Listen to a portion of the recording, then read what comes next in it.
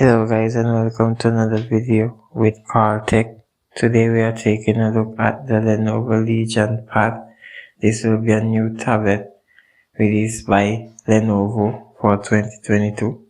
It is going to have an 8-inch AMOLED display. It's going to be able to perform gaming tasks because it will be equipped with the Snapdragon 888, and you all know that the Snapdragon 888 has been having some overheating issues, but in this tablet it will be better because of the size.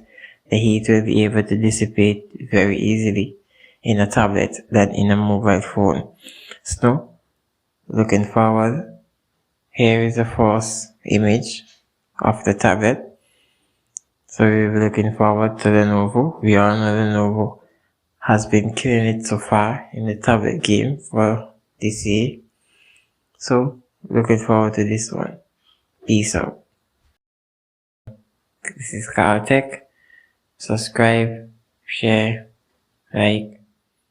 Look forward for the next videos.